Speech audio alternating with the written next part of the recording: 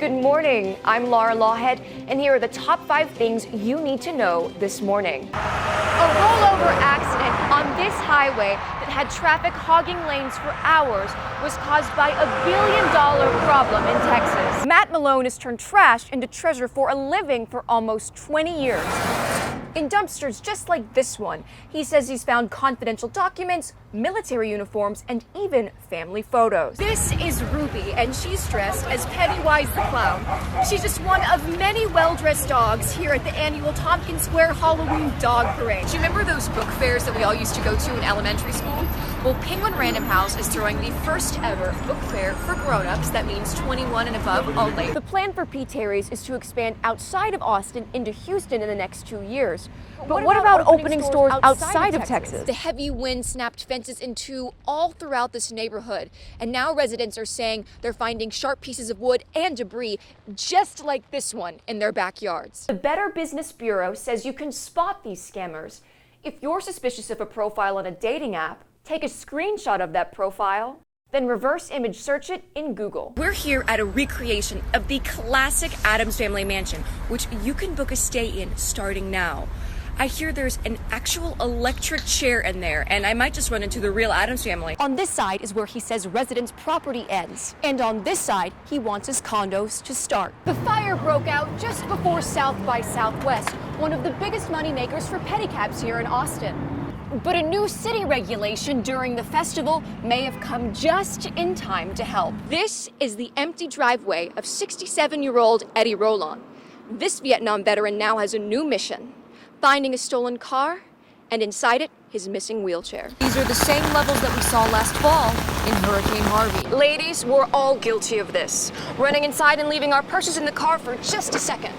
But for one woman in this quiet Bel Air neighborhood, that 1 second was just enough time for the purse snatcher who followed her home to see the perfect crime of opportunity. Tonight, we'll be talking to some of the funniest people in the business, as well as some of the nation's biggest heroes. Hey guys, we're on our way to see Winona Judd performing live at the iconic Carlisle Hotel.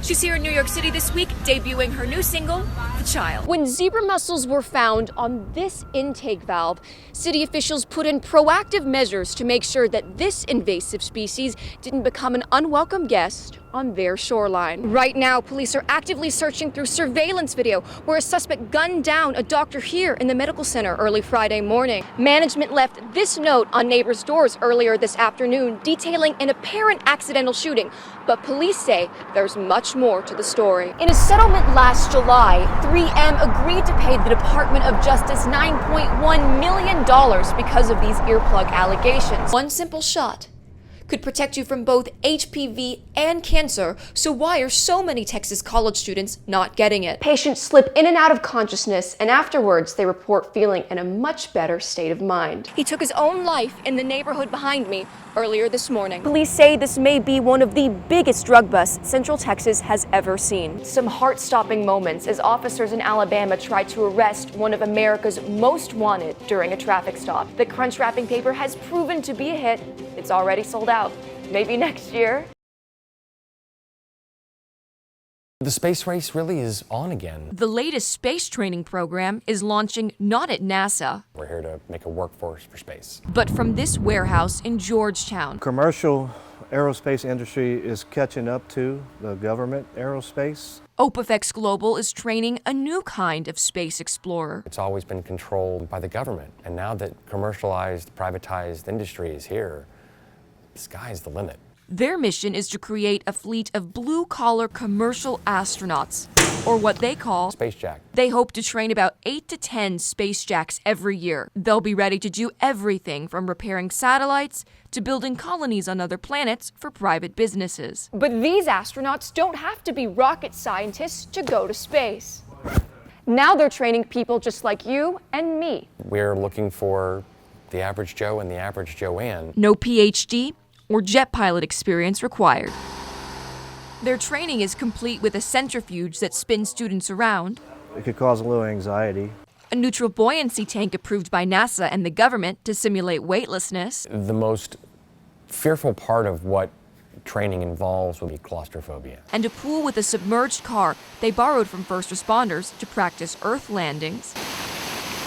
Wolfrass says he sees a huge market for would-be astronauts in the next 10 years. They're now accepting applications. Laura Laughead, Texas News Watch. They were going too fast. Joe Petrokovich says he was almost hit by a car just minutes before we spoke to him on Rainy Street. I got spooked and they slammed their brakes. Behind him, as we talked, another driver hits the brakes as a man plays dodge him in the street. Cars are constantly coming down Rainy Street. It's a huge problem for pedestrians dodging drivers, but it might be an even bigger challenge for drivers dodging pedestrians.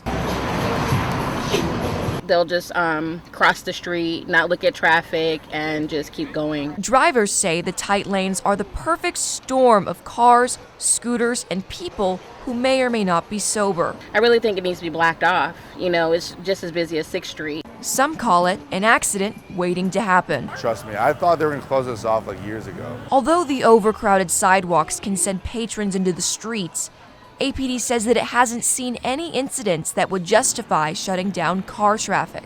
We don't see the crowds in the street on Rainy as much as we do on 6th Street. Lieutenant Dustin Lee says he doesn't know of any pedestrians who've been hit by a car on Rainy. He says that what works for 6th doesn't necessarily work for this street. Rainy's just it's a different kind of atmosphere. It's a different structure. At this time, there are no plans to block off Rainy on the weekends, but Rainy pedestrians like Petrokovich hope that might change. It seems like a no-brainer to me. Laura Laughead, Texas News Watch. Check out the ABC News app for trending stories. With your 5 things to know, I'm Laura Laughead. Have a great day.